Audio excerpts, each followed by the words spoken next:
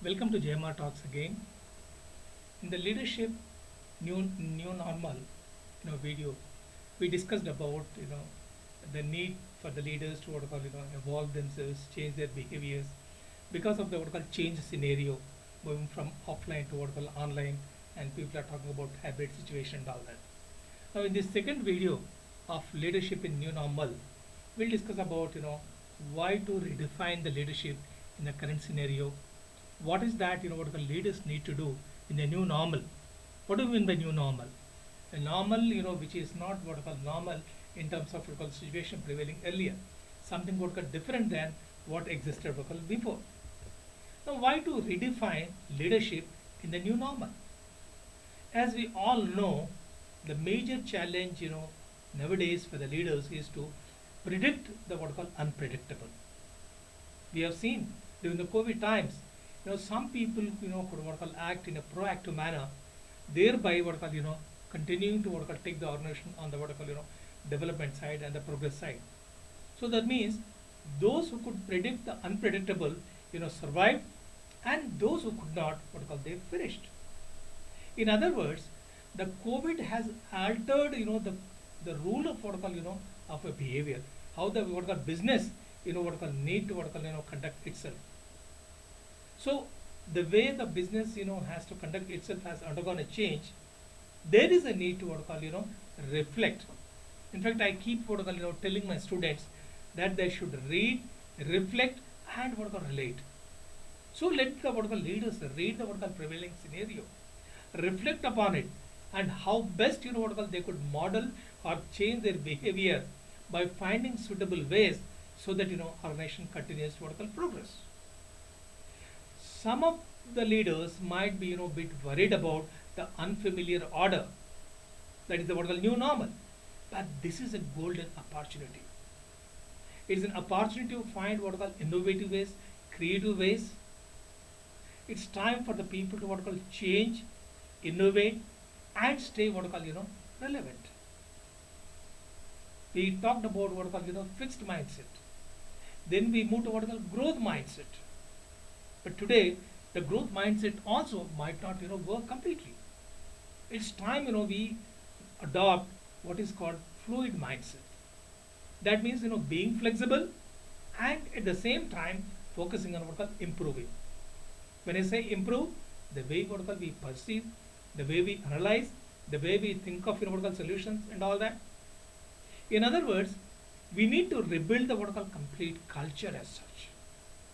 A culture wherein what called outside in approach what called prevails over that of what called inside out. When I say what called outside in, I mean what called understanding the customer's requirement and accordingly what call coming up with what called suitable initiatives. But it doesn't mean that either we what call disown or what call neglect employees. There is an urgent need to what call synergize both inside out and outside in approaches. Understand the what we call customers requirement because they are clamoring for what we call customer experience, and accordingly what we call redesign the systems, procedures, and enable the what we call people to deliver to the taste of the what we call clients. That's fine. So what is that leaders need to do in a new normal situation? Number one, realize the full potential of what we call technology. During the COVID times, we have seen the medical field. It has made what we call great what we call strides in terms of what we call finding vaccination. Now, as per the what we call a latest article published in what we call Harvard Business Review, none of the what we call innovations what we call in the field of medicine etc. would not have been possible without what we call technology. Of course, when I am stressing on the what we call importance of technology, I also what we call say that technology only enables a change. It's the people who drive the change. So as such, there is an urgent need to what we call maintain the right balance when we are interpersonal technology between customers and what we call employees and all that. There need to be human machine collaboration. While routine and mundane things could be what we call automated, still there is a lot of scope, there is a lot of relevance for what we call human intervention as such. So leaders need to what we call maintain a balance between the keeping human touch with their employees and also what we call using technology for improving what we call service to the customers. Second, tough love. Now I came across this word first time when I was reading about what we call great managers. You look at the managers and the great managers. What is the difference you find? Managers always try to work on the weaknesses of the employees, whereas great managers, they try to leverage the strengths of the people.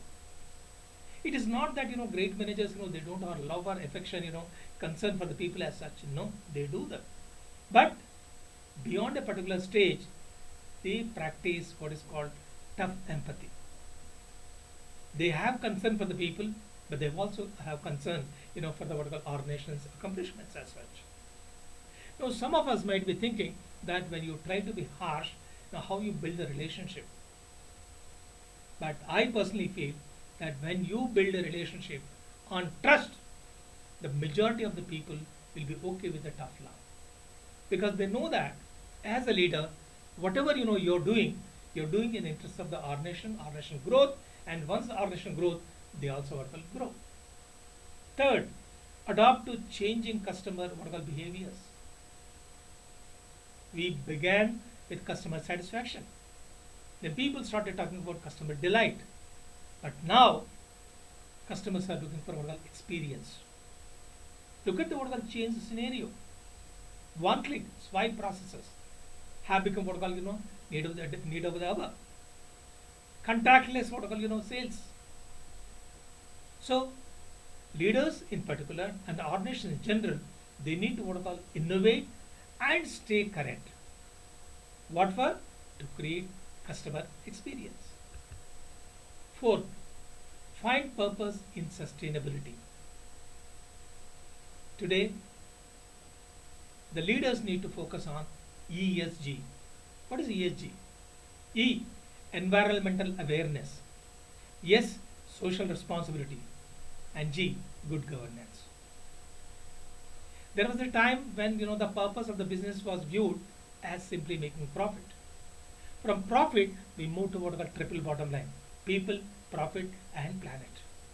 But today, you are talking about multiple stakeholders. So not only you need to what we call generate business, but you also need to take care of your employees, your vendors, your customers, and the society what we call at large. So they need to what we call focus on water conservation, zero emission, waste management, etc. Because people are looking at the values of our nation while making their decisions of what we call purchasing. So the vision of the leaders must include not only business but the multiple stakeholders, including what we call that of employees. Now this is what we call leaders are supposed to do in a new normal. But what are the best remote leaders what we call did, or what are the best what we call remote leaders what we call do?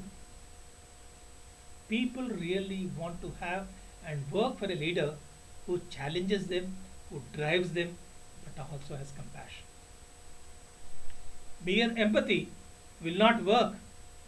Compassion is the what we call need of the hour. So what is the what we call best remote leaders what we call do or did? They respect what we call colleagues' boundaries. As I was saying in our video 1, that the dividing line between the personal life and the official life has become very thin. Maybe it's time to work on work-life integration. You need to what I call ensure the mental and emotional well-being of the people while working towards what I call organizational productivity. Second, schedule one-on-one meetings. Despite having what I call video conferences, online communications, they will not be able to what I call bridge the complete gap. Find what I call unique, innovative ways of maintaining what I call human touch with your people. And the last but not the least, find ways to show others you care. Care and share. That has to be the what I call mantra for the leaders to what I call practice. Maybe keeping in view the change scenario and the need to what I call provide mental and emotional well-being of the people. People are talking about what I call healthy leadership or healthy leaders. Now, who are these what are called healthy leaders? These are the leaders who provide a healthy work environment. Now, how you provide a healthy work environment? By understanding the importance and also what are called ensuring the employees' emotional and mental well-being. Now, what is in it for the leaders? Yes, that's a good question. When you work on the emotional and mental well-being of the people, people become what I call loyal. They become what I call committed, and they start viewing themselves as part of the what I call big picture and start giving the best. Let's not forget one thing: all other resources are either available, accessible, or affordable. The only one resource, that is a talented human resource, which could provide the cutting edge to the organizations in the today's environment. So hope what are the leaders will transform themselves, change themselves, model their behaviors in such a way that they ensure mental and emotional well-being of the people, thereby what I call continuing what I call taking their organizations on the what I call growth what I call process. Thank you.